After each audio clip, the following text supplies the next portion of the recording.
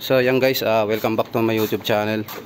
So for today's video, so may gagawin akong e-bike. Magpapalit ako ng itong gulong niya. Tapos ayusin ko yung pinaka wiring dito sa harness niya. So ito na yon. Gawa ng pinalitan na to ng ibang controller. Kaya itong stock niya na harness, ayan. So hindi na nagamit yung ibang mga wiring niya. Yon. So ang ikakabit dito mga ka-e-bike yung mach guard niya. So ayun yung mach guard niya. Tapos mag-i-install ako ng NFC na universal.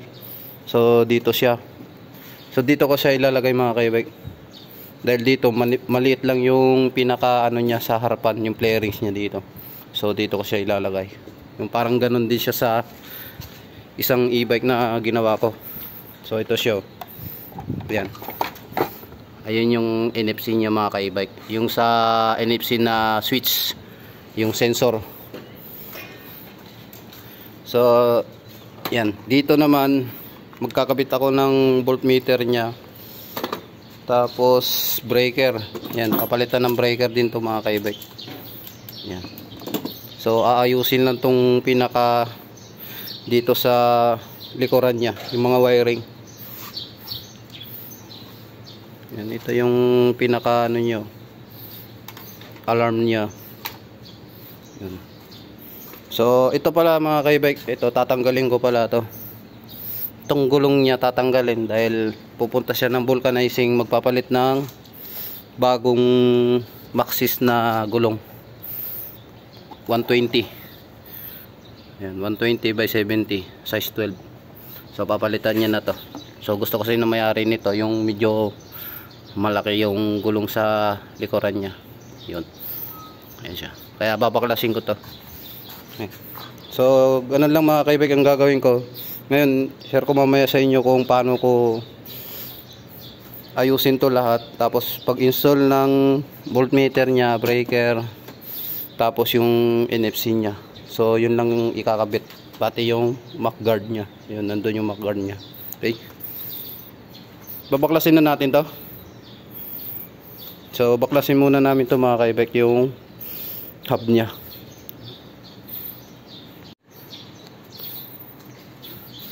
So ito na siya mga ka-e-bike. Na tap ko na yung bago niyang breaker niya. So ito yung dating breaker niya. Yan, ito na yung bago. Tapos yung sa harness niya naman, so ito na, hindi na siya makalat. So hindi na siya kagaya ng dati.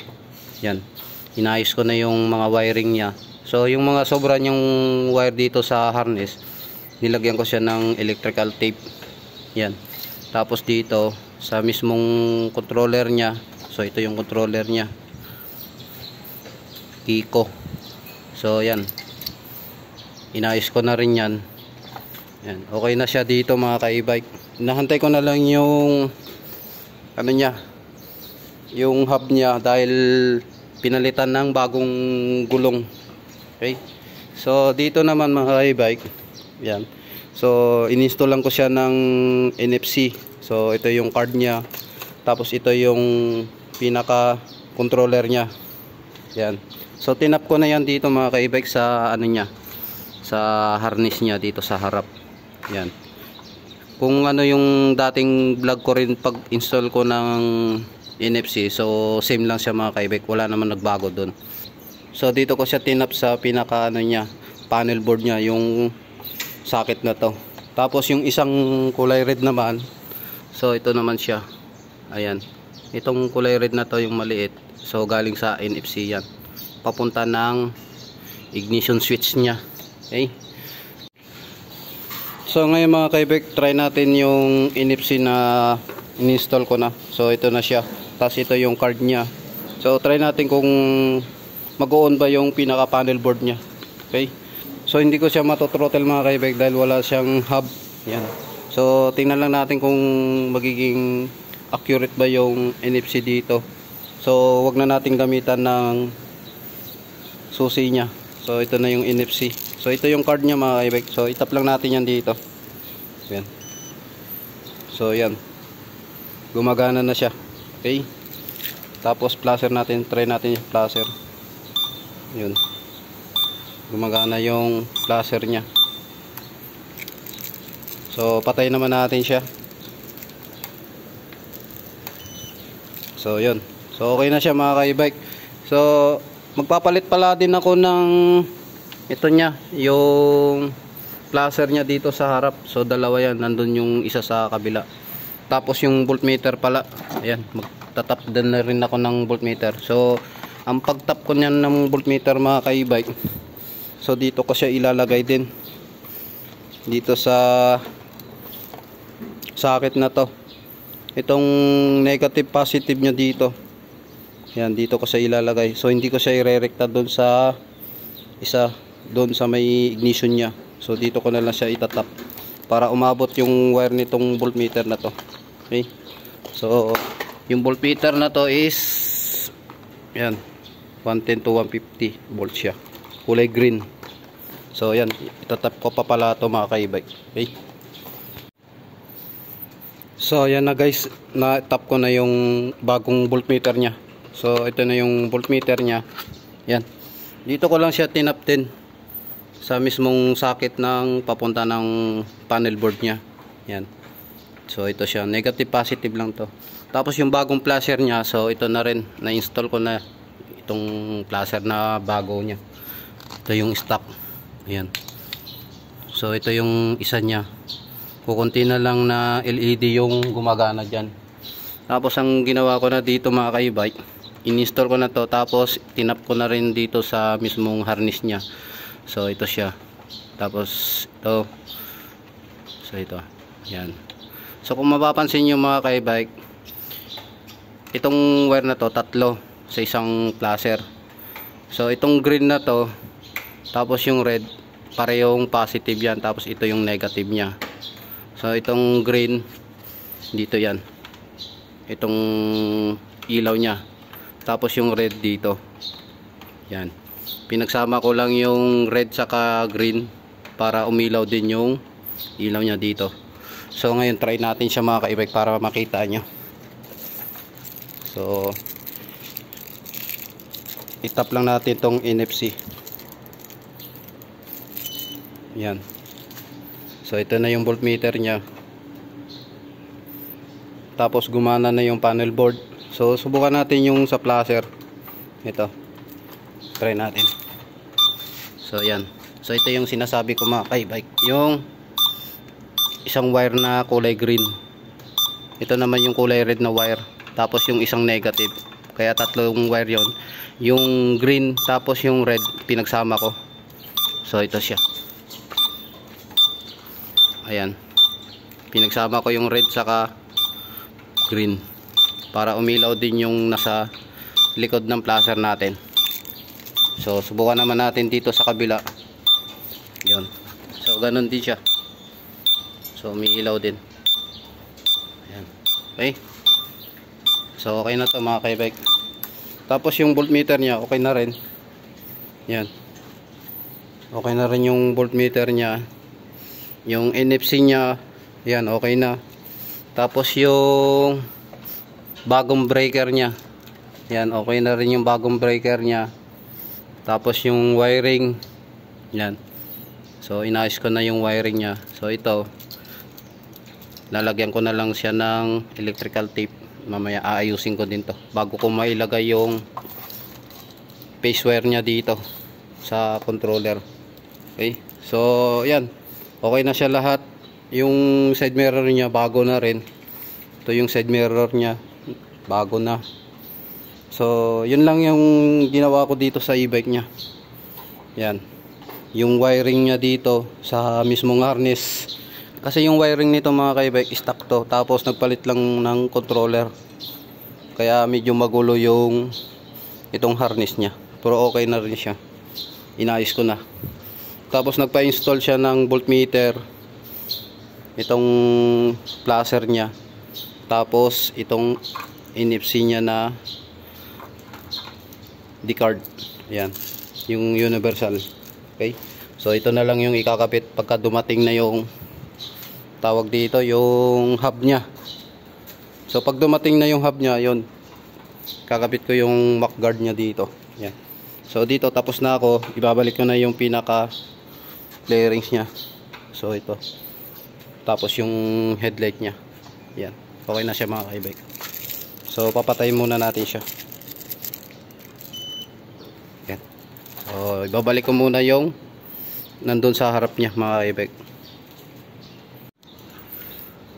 So ito na mga ka-e-bike, tapos na yung paggawa ko sa e-bike na pag-install ko ng NFC, placer, tapos itong voltmeter niya. So itong manubela niya na Musi, so inadjust ko pa siya. Inadjust ko pa ng papunta sa labas. Okay? Tapos yung hub niya, ito na. So yan, naikabit na yung bagong gulong niya na 120 by 70. Ito siya mga ka-e-bike. So yan, ang ganda ng gulong niya, pag napakalaki niya. Okay, so naikabit ko na rin yan. Tapos yung sa U-box niya naman, so nandito na rin yung U-box niya, naikabit ko na yung buong U-box niya. Mga wiring niya, naayos ko na yung buong wiring niya. Wala na siyang kalat doon sa loob, so hindi na siya makalat dito pating baba dahil nakatali na yan mga ka-e-bike. Okay, yung flarings niya lang, so ito problema lang ng flarings niya, basag na yung pinaka bracket niya dito pati dito, pero yung sa side niya hindi pa, okay pa yung sa side niya, dito lang mga ka-e-bike. So dito naman yan, mga kinapit ko na accessories niya, yung placer niya, so pas yung sa NFC, voltmeter, tapos yung ignition niya, inayos ko na rin yung ignition niya. So nilagyan ko siya ng makapal na electrical tape. Okay? So subukan natin. So yung cursor niya mga ka-e-bike, dito ko na siya nilagay. Yan. Dahil papalitan pa naman to. So pagaganahin natin. So ito yung ignition niya mga ka-e-bike. Oh. So susi natin. Ayan. Okay siya. Patayin natin. Tapos itong NFC niya, so dito naman sa side yan. Yan dito. Dito ko siya dinikit. So swipe lang natin. Yan, pag tumunog na siya, yun, gagana na yung ano niya, panel board, tapos yung voltmeter. Okay? So i-throttle naman natin siya. Ayan, try natin throttle. Ayan.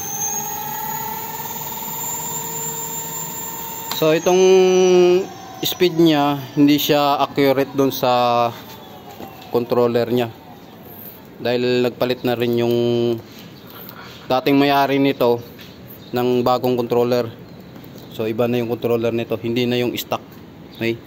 So ayos na lahat. Yan, pati itong side mirror, mag guard niya. Yan, nakabit na rin namin. Naigpitan mo na ba to?